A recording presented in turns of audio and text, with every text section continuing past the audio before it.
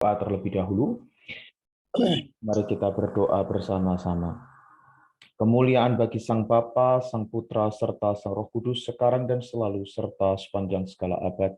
Kemuliaan bagimu, ya Allah kami, kemuliaan bagimu. Pada saat malam hari ini, kami kembali datang kepadamu Tuhan. Kami mengucap syukur untuk ibadah doa malam pada saat hari ini.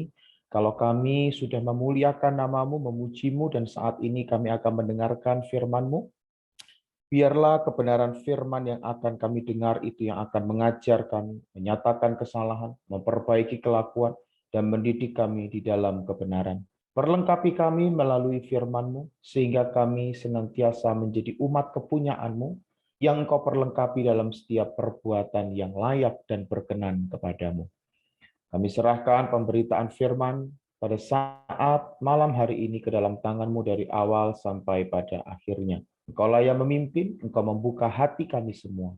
Di dalam nama Tuhan Yesus kami berdoa. Amin. Ya, Shalom Bapak Ibu. Hari ini kita akan sama-sama belajar tentang satu kebenaran firman Tuhan yang akan saya tampilkan PPT-nya.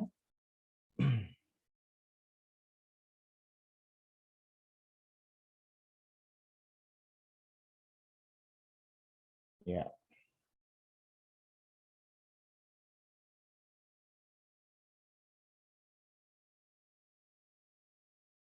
Apakah sudah muncul Bapak Ibu? Sudah ya? Oke, baik.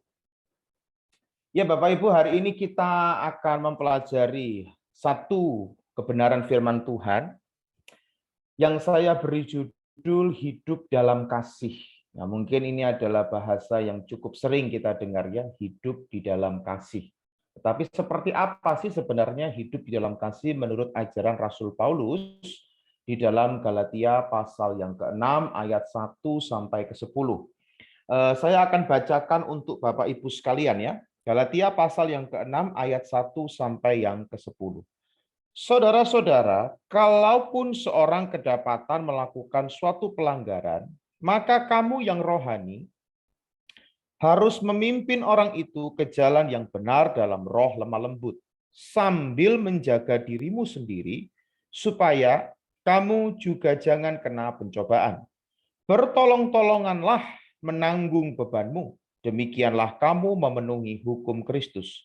Sebab kalau seorang menyangka bahwa ia berarti, padahal ia sama sekali tidak berarti, ia menipu dirinya sendiri. Baiklah, tiap-tiap orang menguji pekerjaannya sendiri, maka ia boleh bermegah melihat keadaannya sendiri dan bukan melihat keadaan orang lain. Sebab tiap-tiap orang akan memikul tanggungannya sendiri. Dan baiklah dia yang menerima pengajaran dalam firman, membagi segala sesuatu yang ada padanya dengan orang yang memberikan pengajaran itu. Jangan sesat. Allah tidak membiarkan dirinya dipermainkan. Karena apa yang ditabur orang, itu juga yang akan dituainya. Sebab barang siapa menabur dalam dagingnya, ia akan menuai kebinasaan dari dagingnya. Sebab barang siapa menabur dalam roh, ia akan menuai hidup yang kekal dari roh itu. Janganlah kita jemu-jemu berbuat baik, karena apabila sudah datang waktunya, kita akan menuai jika kita tidak menjadi lemah. Karena itu, selama masih ada kesempatan bagi kita, marilah kita berbuat baik kepada semua orang, tetapi terutama kepada kawan-kawan kita seiman. Amin.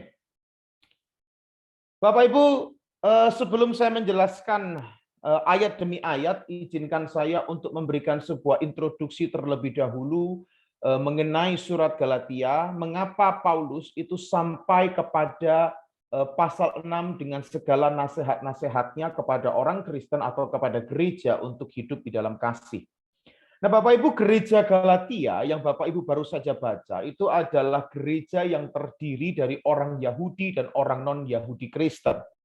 Nah, surat ini adalah apologetika, pembelaan iman sebenarnya terhadap tantangan Injil lain yang pada saat itu menyusup ke dalam gereja dan berusaha mengenakan perhambaan Taurat kepada orang-orang Kristen. Nah, jadi ada orang-orang di luar gereja ya, yang mengajarkan ketaatan kepada Taurat, dan kemudian ajaran itu disusupkan, dimasukkan, dan berusaha dikenakan itu kepada orang-orang Kristen. Nah, akhirnya orang-orang Kristen ini telah terpesona. Ya, kalau Bapak Ibu membaca di dalam Galatia pasal ketiga ayat yang pertama, maka Bapak Ibu akan melihat ucapan Paulus seperti ini. Hai orang-orang Galatia yang bodoh, oh foolish Galatians, siapakah yang telah mempesona kamu? Kata mempesona dalam terjemahan bahasa Inggris menggunakan kata bewitch. Bewitch itu siapakah yang telah menyihir kamu? Bukankah Yesus Kristus yang disalibkan itu telah dilukiskan dengan terang di depanmu? Jadi Injil lain berusaha menyusup ke dalam gereja dan berusaha mengenakan kuk perhambaan Taurat kepada orang-orang Kristen.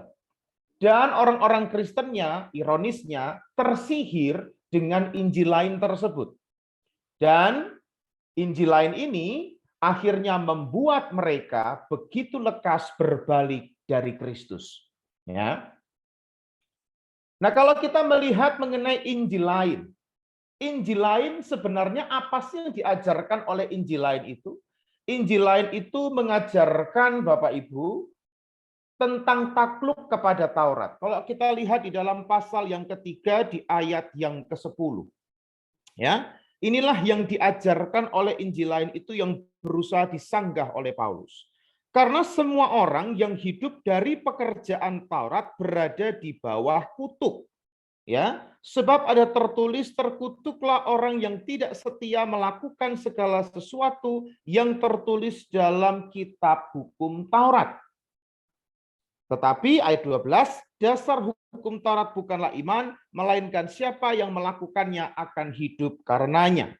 Nah, jadi dengan sanggahan Paulus yang baru saja kita baca, kita sudah mendapatkan gambaran bahwa ajaran atau Injil lain yang berusaha menyusup ke dalam gereja sepertinya dan mungkin memang benar adalah ajaran yang mengajarkan ketaklukan diri kepada hukum Taurat.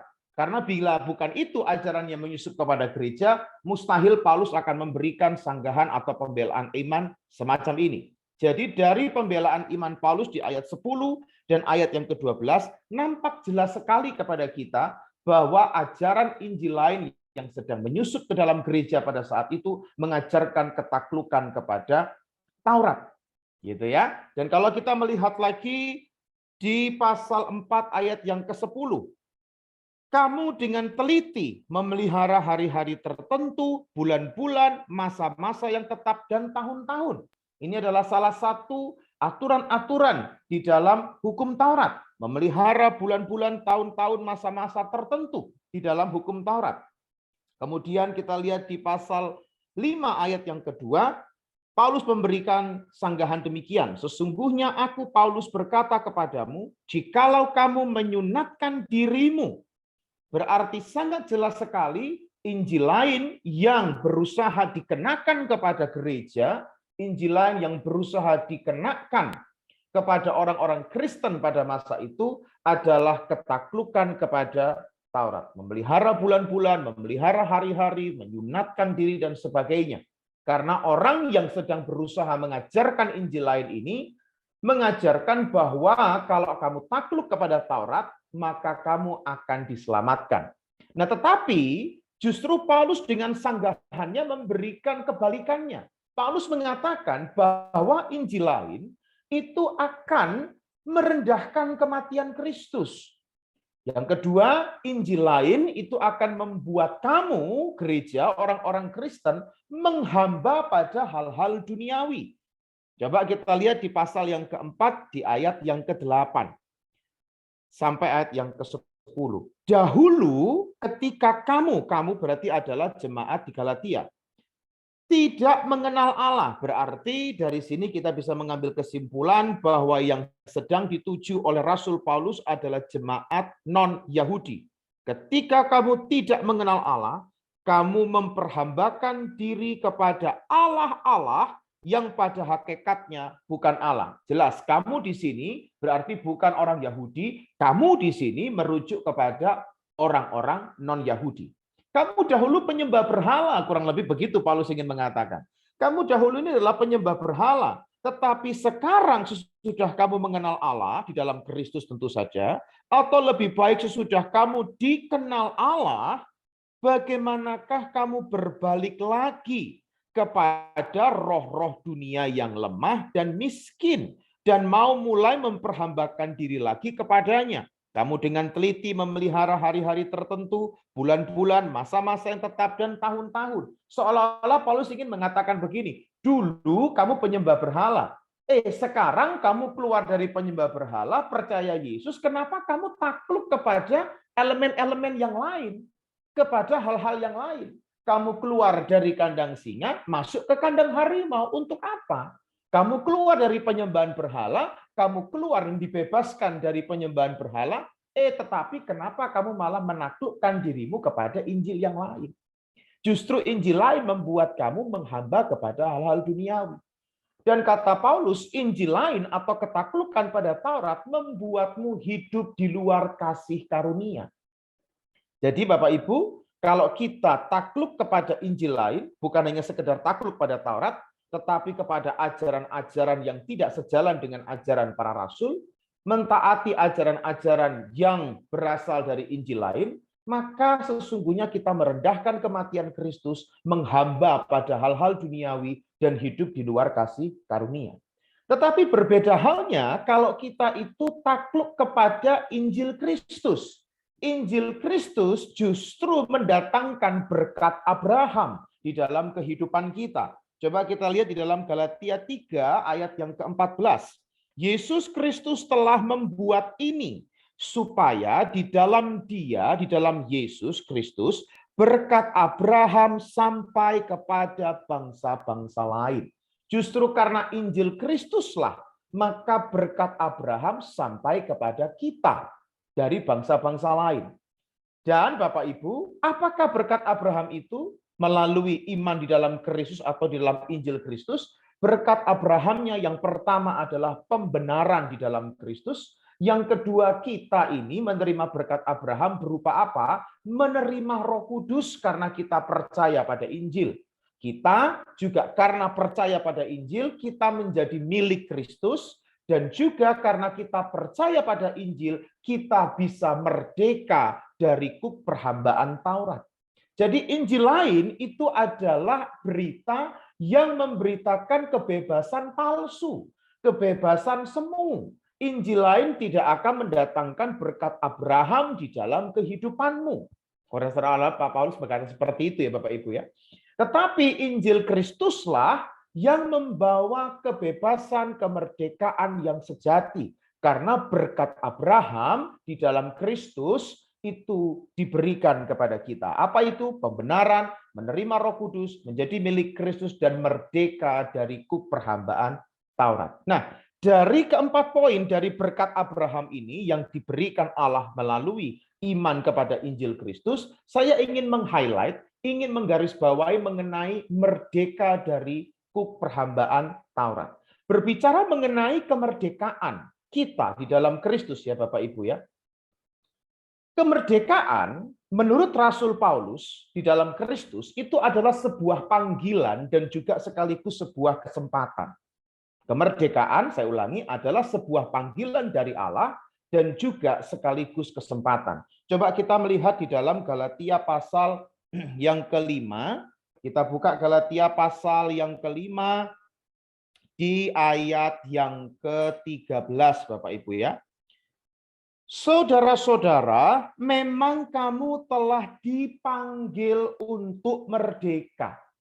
Ya, kamu telah dipanggil untuk merdeka. Nah, apa artinya kemerdekaan sebagai sebuah panggilan atau dipanggil untuk merdeka? Panggilan. Artinya kita dipanggil untuk percaya kepada Kristus. Kita dipanggil untuk percaya kepada Injil Kristus. Ketika kita atau Bapak Ibu sekalian dipanggil untuk percaya kepada Kristus, itu sama dengan Bapak Ibu dipanggil untuk merdeka. merdeka dari dosa, merdeka dari berhala, merdeka dari perhambaan Taurat, merdeka dari segala kutuk. Bapak Ibu dipanggil untuk merdeka. Ketika kita dipanggil untuk percaya pada Kristus dan saat ini kita semua dalam Zoom ini sudah berada di dalam Kristus, maka sesungguhnya kita ini tergolong orang-orang yang dipanggil untuk merdeka. Amin Bapak Ibu ya. Nah, sekarang bagaimana artinya kemerdekaan sebagai sebuah kesempatan? Kemerdekaan sebagai sebuah kesempatan artinya kita yang sudah dimerdekakan di dalam Kristus karena telah mengenakan Kristus oleh iman, maka harus mempergunakan kemerdekaan itu sebagai kesempatan untuk melayani sesama oleh kasih. Nah, inilah yang menjadi penekanan saya. Menggunakan kemerdekaan sebagai kesempatan melayani sesama oleh kasih. Setelah kita dimerdekakan dari kutuk, dimerdekakan dari dosa, dimerdekakan dari pengaruh roh jahat, dimerdekakan dari perhambaan kepada hukum Taurat, kita dimerdekakan dari maut, dosa, dan iblis. Ketika kita dipanggil untuk percaya pada Kristus, kita dipanggil untuk merdeka. Dan setelah status kita sekarang sudah menjadi orang merdeka, what next? Kata Paulus, kamu punya sebuah kesempatan. Kemerdekaan yang kamu miliki harus kamu pergunakan sebagai sebuah kesempatan. Saat ini, orang-orang percaya dalam Kristus sebagai gereja, kita punya sebuah kesempatan yang cukup banyak untuk mempergunakan kemerdekaan itu melayani sesama oleh kasih. Nah, sekarang pertanyaannya, pelayanan sesama oleh kasih itu yang seperti apa? Nah, inilah yang dijelaskan oleh Paulus di dalam pasal yang ke-6 dari ayat 1 sampai ayat yang ke-10. Yang pertama, melayani sesama oleh kasih itu berarti kita memulihkan orang berdosa. Sekali lagi Paulus katakan, pergunakanlah kesempatan, pergunakanlah kemerdekaan sebagai sebuah kesempatan untuk melayani sesama oleh kasih. Berarti kita harus mempergunakan kemerdekaan kita sebagai sebuah kesempatan untuk memulihkan orang-orang yang berdosa. Bapak Ibu, coba kita lihat di ayat yang pertama. Saudara-saudara, ini lingkup gereja tentu saja Bapak Ibu ya, internal gereja, bukan orang luar ini. Saudara-saudara, kalaupun seorang ini berarti di antara umat Tuhan, kedapatan melakukan suatu pelanggaran, maka kamu yang rohani harus memimpin orang itu ke jalan yang benar dalam roh lemah lembut sambil menjaga dirimu sendiri, supaya kamu juga jangan kena pencobaan. Orang yang melakukan pelanggaran dikaitkan dengan kamu yang rohani. Berarti di sini ada dua orang, yang satu, yang A adalah orang yang berdosa. Orang atau orang Kristen, umat Tuhan, di dalam gereja yang melakukan pelanggaran. Tetapi tentu saja dalam komunitas orang Kristen, gitu ya, di dalam lingkup internal gereja, tentu saja ada orang yang masuk kategori sebagai orang yang rohani. Jadi ada umat yang melakukan pelanggaran, gitu ya, atau ada orang Kristen yang melakukan pelanggaran, tetapi juga di sana ada orang-orang yang rohani, gitu ya. Nah, pertanyaannya, orang-orang yang rohani ini adalah orang yang seperti apa? Orang yang melakukan pelanggaran itu yang seperti apa? Orang yang rohani itu yang seperti apa? Coba kita cek dulu orang yang melakukan pelanggaran dan orang yang melakukan dan orang-orang yang rohani itu yang seperti apa? Bapak Ibu, coba kita lihat di ayat yang ke-16. Hiduplah oleh roh, maka kamu tidak akan menuruti keinginan daging. Berarti kesimpulannya orang yang melakukan pelanggaran adalah orang yang menuruti keinginan daging, dan orang yang dikategorikan orang rohani adalah orang yang hidup oleh roh. Dan di ayat 18, orang yang hidup oleh roh juga adalah orang yang memberi diri dipimpin oleh roh. Dan di ayat yang ke-22 sampai yang ke-24, orang yang memberi diri dipimpin oleh roh adalah orang yang hidup dalam buah roh. Dan orang tersebut adalah orang yang telah menyalibkan daging dengan segala hawa nafsu dan keinginannya. Jadi sekarang kita digamblangkan oleh Paulus. Siapakah orang yang bisa disebut sebagai orang yang rohani? Orang yang hidup oleh roh, orang yang dipimpin oleh roh, orang yang hidup dalam buah roh, dan orang yang telah menyalibkan daging dengan segala hawa nafsu dan keinginannya. Dan bukan cuma itu, kalau kita melihat kepada 1 Korintus pasal yang kedua, di ayat yang 1 Korintus pasal yang kedua, di ayat yang ke-16. Sebab siapakah yang mengetahui pikiran Tuhan, sehingga ia dapat menasehati dia, tetapi kami memiliki pikiran Kristus. Kata pikiran itu bukan akal rasio, Bapak Ibu. Kata pikiran di dalam bahasa Yunaninya merujuk kata nous. Nous itu artinya pikiran dari jiwa kita, mata batiniah kita.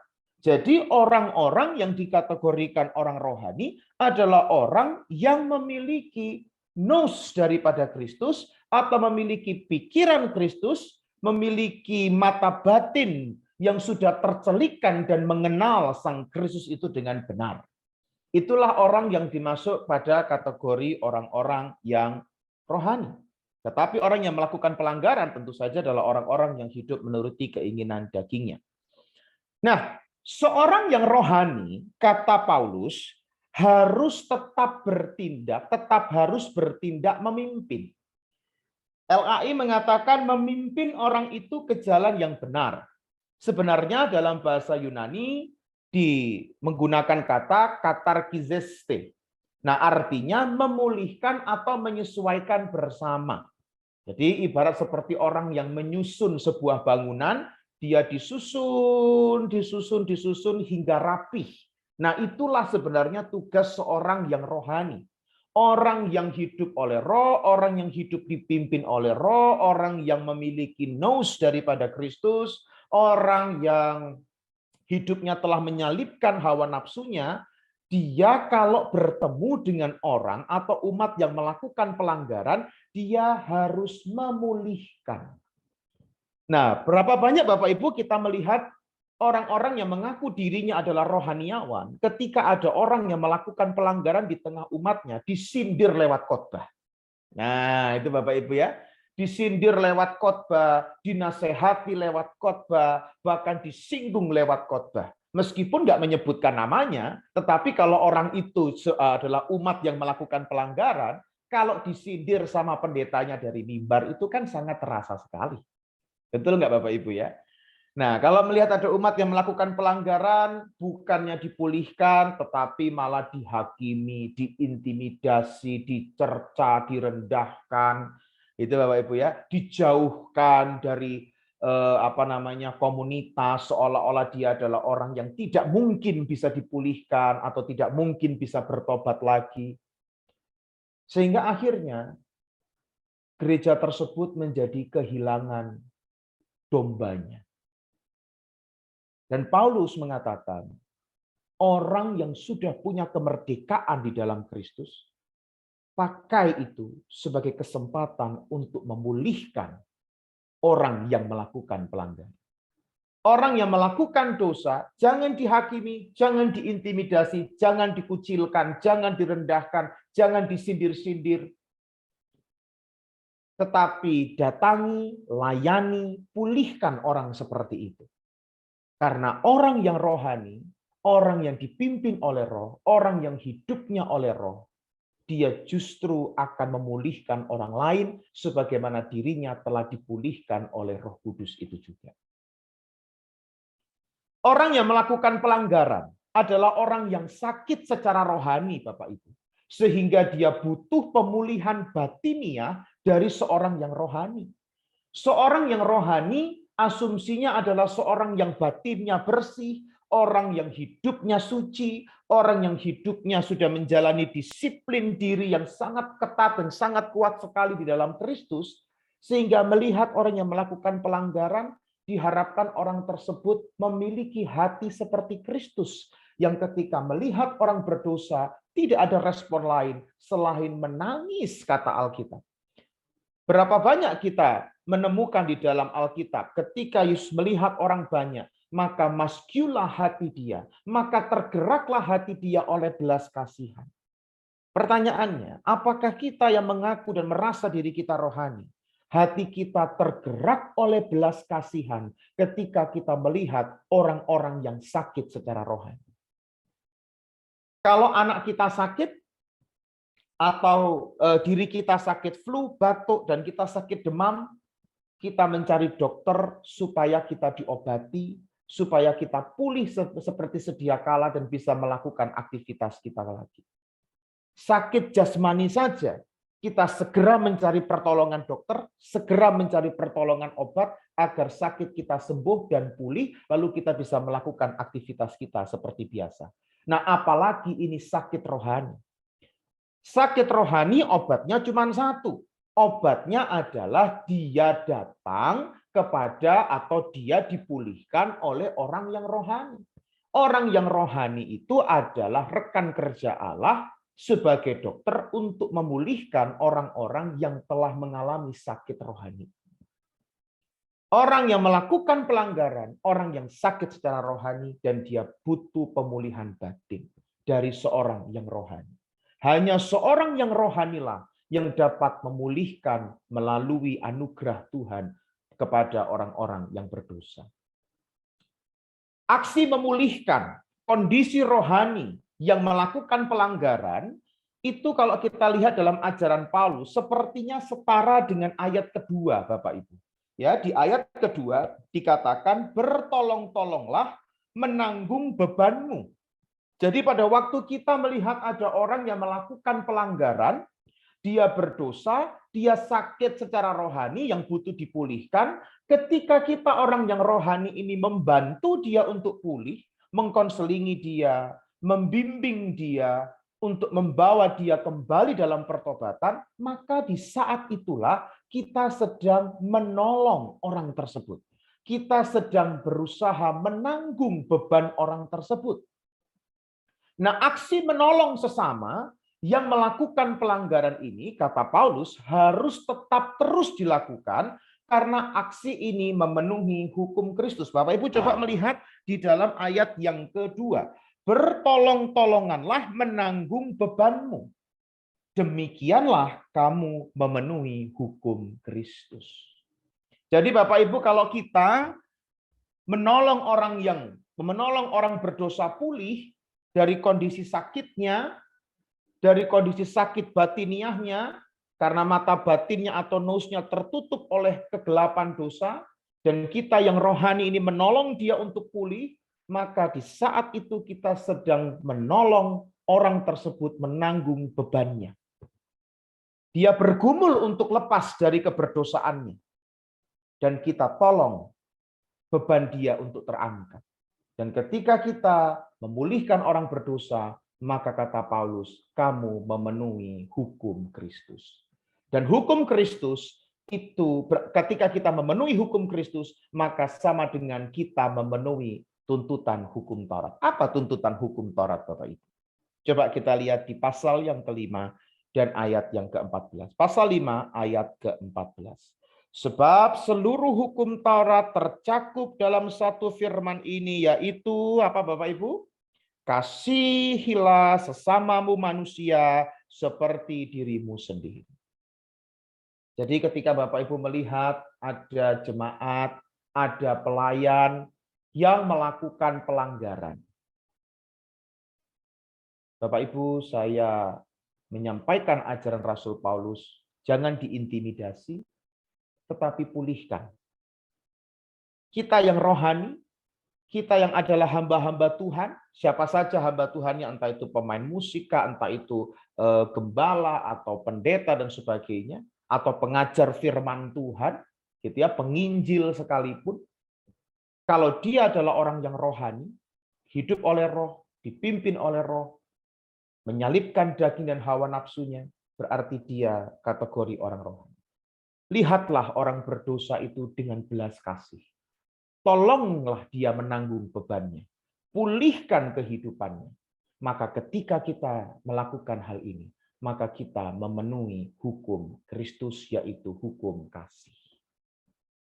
Amin Bapak Ibu ya. Nah, orang yang rohani, ini juga menarik. Ini nasihat Paulus kepada orang yang rohani, saudara.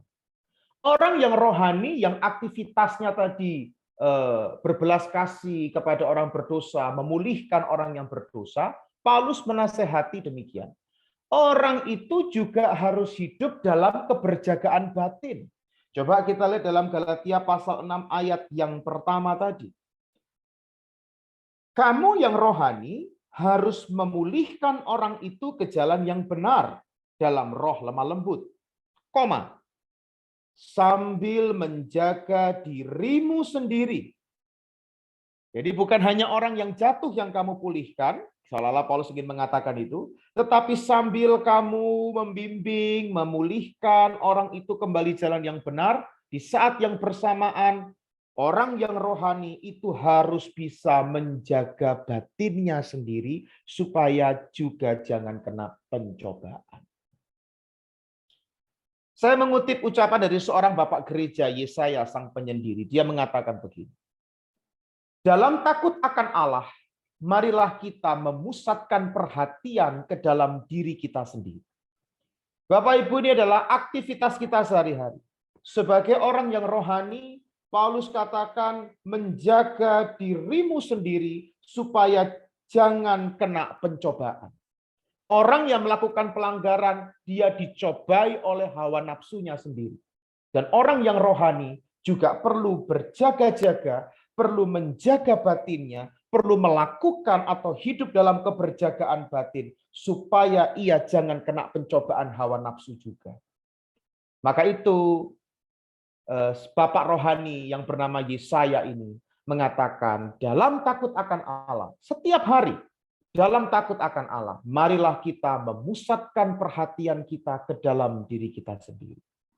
Cek terus, jaga hati kita, coba selalu perhatikan kedalaman dalam diri Bapak Ibu sekalian.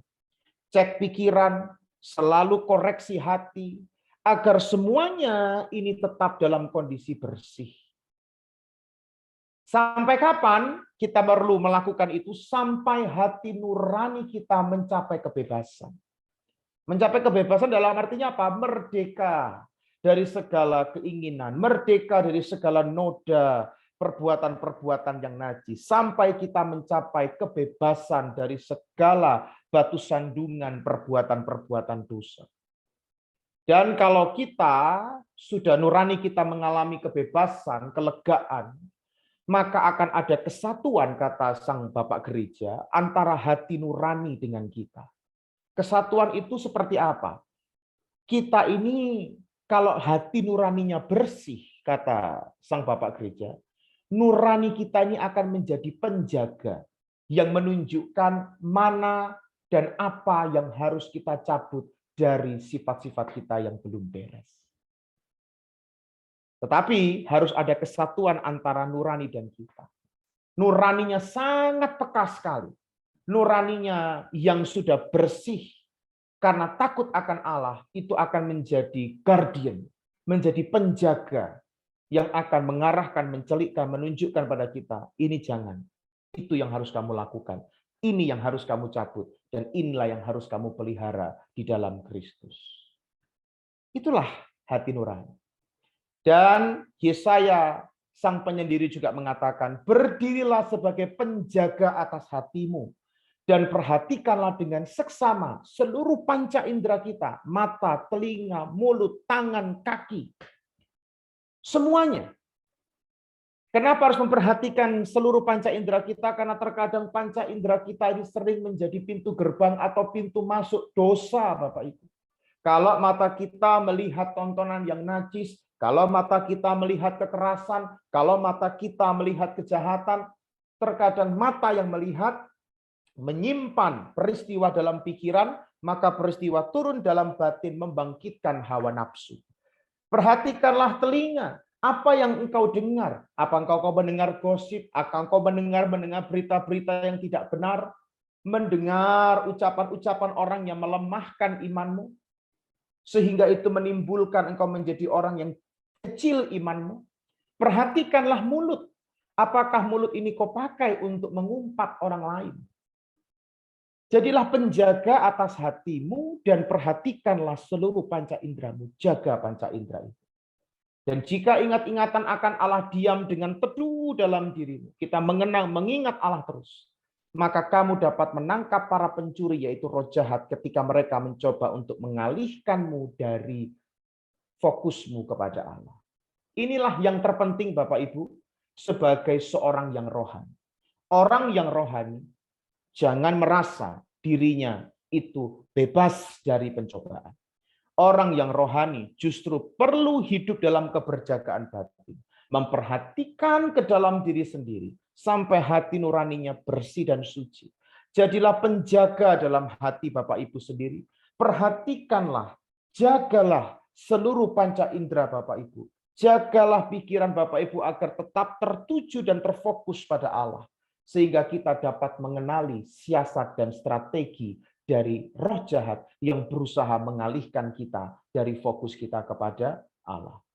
Mengenali siasat iblis yang berusaha membuat kita terjatuh dan tergelincir dari posisi kita yang rohani. Karena itu orang yang rohani bukan hanya memulihkan orang yang berdosa, tetapi juga orang yang hidup dalam keberjagaan batin. Orang yang hidup dalam keberjagaan batin juga perlu senantiasa menguji pekerjaannya sendiri. Keduanya sangat penting. Kenapa? Karena keberjagaan batin diperlukan agar ia tidak menyangka di ayat 3 bahwa ia berarti. Dia merasa lebih baik dari orang berdosa. Kadang orang yang rohani bisa dia itu jatuh ke dalam kesombongan. Karena dia menyangka dirinya berarti, dibutuhkan orang. Aku bisa memulihkan orang. Hati-hati. Perlu keberjagaan batin supaya kita tidak menyangka bahwa diri kita lebih baik daripada orang berdosa. Dan kita, orang yang rohani, juga perlu menguji pekerjaan kita sendiri. Kenapa? Agar kita dapat bermegah atas hasil pelayanan kita sendiri. Coba kita bandingkan dengan 1 Tesalonika 2 di ayat yang ke-19 dan ayat yang ke-20. Kita perhatikan, ini satu contoh mengenai bermegah atas hasil pelayanan. Sebab siapakah pengharapan kami atau sukacita kami atau mahkota kemegahan kami di hadapan Yesus Tuhan kita pada waktu kedatangannya, kalau bukan kamu, sungguh kamulah kemuliaan kami dan sukacita kami. Bapak Ibu, orang yang rohani, dia akan menguji pekerjaannya sendiri ketika dia membantu orang berdosa pulih dari keberdosaannya. Kalau orang yang kita bimbing, orang yang kita bina, dia bisa bertobat karena pekerjaan kita, maka kita boleh bermegah atas hasil pelayanan kita sendiri karena pelayanan itu disertai oleh anugerah Tuhan. Amin Bapak Ibu. Dan yang kedua, berbagi berkat. Ya, melayani sesama oleh kasih itu artinya juga berbagi berkat. Coba kita lihat kembali di dalam Galatia pasal yang ke-6 ayat yang ke-6. Baiklah dia yang menerima pengajaran dalam firman membagi segala sesuatu yang ada padanya dengan orang yang memberikan pengajaran itu. Bapak Ibu, kata berbagi dalam bahasa Yunani menggunakan kata koinoneto. Apa artinya? Yaitu suatu aksi berbagi ya yang harus tetap dipelihara dan terus dilakukan oleh orang Kristen. Kata koinoneto itu dari kata koinonia, artinya berbagi sebagai dasar persekutuan. Nah, kenapa kita itu membagi segala sesuatu yang ada pada kita kepada orang-orang yang mengajarkan kita firman Tuhan? Karena berbagi ya itu sebagai dasar dari persekutuan, sebagai dasar dari hidup dalam kasih. Kalau kita tidak pernah berbagi berkat kepada sesama, gitu ya, entah itu makanan, entah itu berupa berkat secara finansial. Kalau kita tidak pernah berbagi seperti itu, maka kita tidak pernah menikmati persekutuan di dalam kasih. Berbagi juga berarti berbagi berkat di dalam arti berbagi berkat-berkat jasmani yang lain kepada orang-orang di sekitar kita, khususnya kepada para pengajar firman. Perhatikan ayatnya. Dia yang menerima pengajaran dalam firman disandingkan dengan orang yang memberikan pengajaran. Berarti ada umat atau ada orang yang menerima pengajaran atau orang yang diajar firman Tuhan, dan ada orang yang memberi pengajaran firman Tuhan. Berarti dari dua kenyataan ini, Paulus ingin mengatakan bahwa kedua orang ini berarti punya ikatan persekutuan di dalam Kristus. Maka Paulus perlu menasehatkan karena punya ikatan dalam Kristus, maka dasar persekutuan itu harus dibuktikan dengan satu aksi yang nyata, berbagi berkat.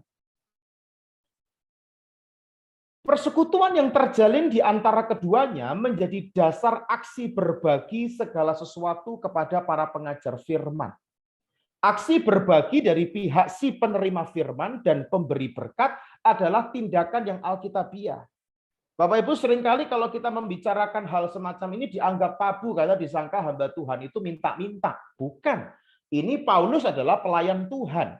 Sebagai pelayan Tuhan, sebagai rasul, dia juga menasehatkan gereja agar memahami artinya persekutuan sejati. Persekutuan sejati adalah persekutuan yang dibukti wujud nyatakan dengan berbagi. Si penerima firman, gitu ya, Bapak Ibu yang mendengar firman Tuhan dari hamba Tuhan siapapun, sebagai penerima firman, Bapak Ibu juga harus punya aksi sebagai pemberi berkat.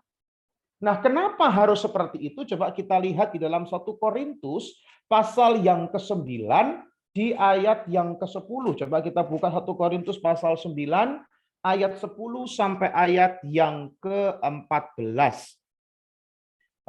Bukan 1 Korintus ya, 2 Korintus seperti 1 Korintus, sebentar, saya salah. Ya, 1 Korintus pasal 9 ayat yang ke-9 dulu, bukan 10, ayat 9 dulu. Ini Paulus berbicara haknya sebagai seorang rasul dan kewajibannya. Dia mengatakan begini, sebab dalam hukum Musa ada tertulis, janganlah engkau memberangus mulut lembu yang sedang mengirik. Jadi kalau lembu itu sedang mengirik, sedang bekerja, janganlah engkau berangus mulutnya. Paulus menanyakan, lembukah yang Allah perhatikan? Atau kitakah para pelayan Tuhan yang ia maksudkan? Ya, untuk kitalah para pelayan hal ini ditulis, yaitu para rasul. Yaitu pembajak harus membajak dalam pengharapan dan pengirik harus mengirik dalam pengharapan untuk memperoleh bagiannya. Jadi jikalau kami para rasul telah menaburkan benih rohani bagi kamu, artinya apa? Mengajar firman Tuhan. Berlebih-lebihankah kalau kami menuai hasil duniawi daripada kamu? Paulus pada saat itu pelayanan, dia butuh dana, dia butuh penghidupan bagi dia untuk kelangsungan hidupnya. Paulus katakan kalau kami sebagai pengajar firman Tuhan menabur benih rohani, berlebihankah kalau kami menuai bantuan berkat berupa finansial untuk dana pelayanan, untuk kelangsungan kehidupan kami, berlebihankah hal itu? Kalau orang lain mempunyai hak untuk mengharapkan hal itu daripada kamu, gitu ya, bukankah kami mempunyai hak yang lebih besar? Perhatikan ini. Tetapi kami tidak mempergunakan hak itu. Nah, berapa banyak Bapak Ibu kita melihat mentang-mentang ada ayat ini, akhirnya orang mempergunakan hak ini. Tidak sedikit ya Bapak Ibu ya, saya melihat orang pengkhotbah yang memberikan tarif di dalam berkhotbah. Nggak tahu Pak Gunawan sering ketemu atau sering dengar nggak itu? Gitu ya. Narif, kalau mengundang saya 10 sampai 20 juta. Nah, kalau ditanya, loh kok menarif? Hamba Tuhan kok narif? Oh ya iya, karena ada ayatnya. Gitu ya. Jangan memberangus mulut lembu yang sedang mengirik. Nah, jadi kalau undang saya harus 20 juta. Berapa banyak Bapak Ibu? Hamba Tuhan yang seringkali menggunakan haknya, akhirnya menjadikan pelayanannya sebagai ladang bisnis. Berapa banyak menjadikan Injil ini dijual untuk dia mendapatkan atau mengeruk uang banyak. Dan tidak kaget Bapak Ibu, di luar negeri sana Banyak sekali para pengkhotbah-pengkhotbah yang bahkan sampai berani meminta kepada jemaatnya pesawat jet. Nah, itu Bapak Ibu ya. Padahal dia bahkan waktu itu sempat foto pesawat jetnya sudah ada 6. Nah, dia punya pesawat jet 6 dan dia sekarang ingin meminta jemaat pesawat jet yang super cepat, pesawat jet yang ke-7 dengan alasan aku ini melayani Tuhan di berbagai negara, butuh kecepatan lebih untuk tiba di waktu itu di tempat dengan waktu yang lebih cepat. Bapak Ibu belajar dari Paulus. Paulus memberikan sebuah dasar pemikiran yang baik. Gereja perlu membuka diri, perlu sadar bahwa pengajar-pengajar firman itu perlu diberi berkat. Perlu dibantu dana pelayanannya, perlu dibantu penghidupannya. Tetapi tidak berarti para pengajar firmannya itu bebas menggunakan hak itu memberi tarif, meminta jemaat pesawat jet dan meminta tarif uang yang banyak, itu tidak boleh. Tetapi Paulus mengatakan kalau pelayan Tuhan yang mengajar firman perlu menerima itu. Contoh dalam Filipi 4 ayat 14 sampai ada kemudian ayat 16 sampai 18 Bapak Ibu bisa baca sendiri. Di situ Paulus bersyukur karena jemaat-jemaat yang sedang dia bina, sedang dia layani itu memberi bantuan dana pelayanan kepada Paulus. Dan bahkan Paulus memberkati orang-orang yang memberi bantuan itu dan tindakan berbagi. Kita sebagai pendengar firman berbagi kepada orang yang mengajarkan firman, baik itu membagi makanan lah, men-sharingkan kebutuhan dana hidupnya lah, men-sharingkan untuk dana pelayanannya, itu adalah hal yang sangat alkitabiah kata Paulus. Bahkan Paulus mengatakan di ayat 14, demikian pula Tuhan menetapkan mereka yang memberitakan Injil harus hidup dari pemberitaan Injil. Tapi tidak boleh menggunakan haknya dengan sewenang-wenang. Nah, ini ya. Aksi berbagi dari pihak pengajar firman-nya sekarang. Itu adalah bentuk komitmen pengajar terhadap panggilannya. Kalau kita melihat di dalam 2 Timotius, Bapak Ibu, 2 Timotius pasal yang pertama di ayat yang ke-11. 2 Timotius pasal yang pertama di ayat yang ke-11, Paulus mengatakan, untuk Injil inilah aku telah ditetapkan sebagai pemberita, sebagai rasul, dan sebagai guru. Paulus sebagai pengajar firman, dia menyadari panggilan hidupnya adalah pemberita, rasul, dan guru.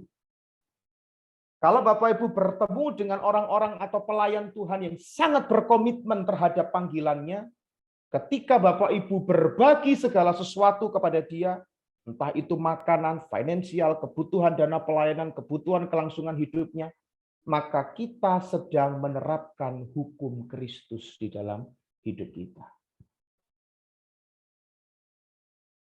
Kita nggak pernah tahu loh Bapak Ibu, hamba-hamba Tuhan yang melayani secara serius, dia punya pergumulan apa. Bisa jadi kita dipakai Tuhan untuk menjadi saluran berkat bagi kita. Saya pernah punya teman di Tangerang sana. Dia nggak pernah bercerita tentang persoalan kehidupan dia. Tetapi suatu hari saya digerakkan untuk bertanya bagaimana kehidupannya dan sebagainya. Dia adalah seorang hamba Tuhan, Bapak Ibu. Dia nggak pernah minta-minta. Dan Bapak Ibu tahu, pada waktu kita tanya, saya tekan dia untuk cerita, ternyata dia sakit dan dia tidak pernah bisa pergi berobat, sudah 3 hari demam berdarah. Dan bahkan anaknya, bahkan keluarganya, itu dia sampai tidak bisa makan setiap hari hanya mengandalkan orang yang kasih dus aqua, Bapak Ibu. Ketika dia berkhotbah, dia tidak pernah cerita. Dia juga tidak meminta-minta, dia juga tidak menggunakan haknya dengan alasan-alasan firman Tuhan. Dia diam, dia berdoa, dia mengandalkan Tuhan. Dan ketika saya tahu itu dia sakit, Bapak Ibu, betapa terpukulnya hati saya, kenapa beberapa hari ini saya kok tidak tahu kalau dia dalam kondisi sakit. Kalau ditelepon baik-baik saja, kalau khotbah seolah tidak ada masalah. Tetapi di balik itu dia menyimpan sejumlah pergumulan yang tidak ketemu jawabannya.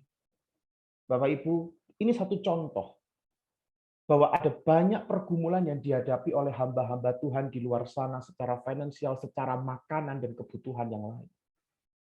Hidup melayani orang di dalam kasih, perlu kita peka berbagi berkat kepada yang lain. Dan yang terakhir, Bapak Ibu, hukum tabur tuai. Kita lihat di dalam Galatia pasal yang ke-6 tadi, ayat yang ke-7 sampai ayat yang ke-10. Aksi memulihkan orang berdosa dan berbagi berkat kepada pengajar firman itu sama dengan hukum tabur tuai. Coba kita lihat di ayat yang ke-7b. Karena apa yang ditabur orang itu juga yang akan dituainya.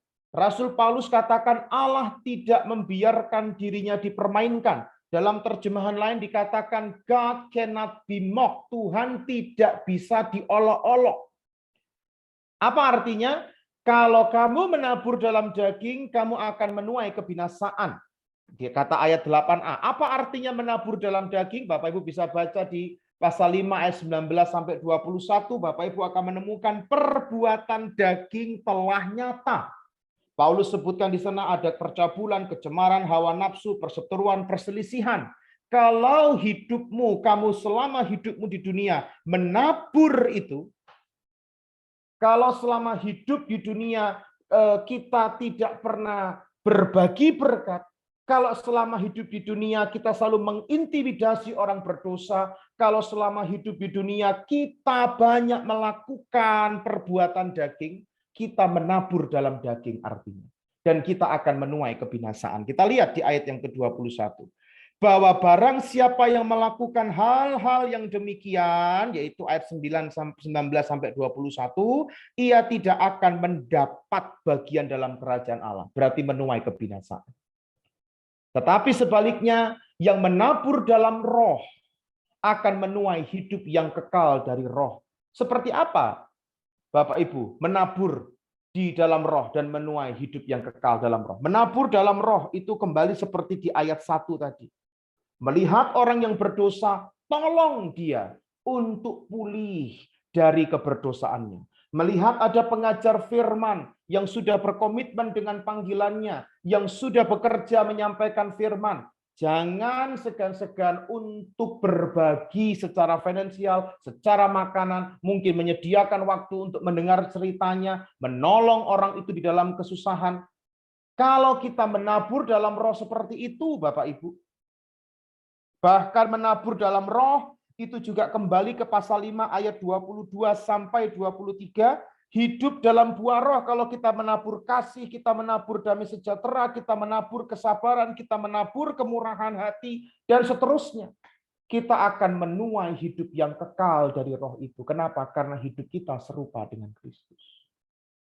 Bukankah Kristus datang melayani sesama, memulihkan orang berdosa, memberkati kita semua sampai hari ini? Bukankah itu yang dilakukan oleh Kristus? Maka kita harus menjadi pantulan dari kasih-Nya. Bantu orang berdosa, pulihkan dari keberdosaannya. Bantulah para pengajar firman. Bantulah kalau bagi yang ada pelayan misi, ada penginjil, bantulah pelayanan misinya. Dia butuh bantuan dana kita untuk mengabarkan Injil kemana-mana.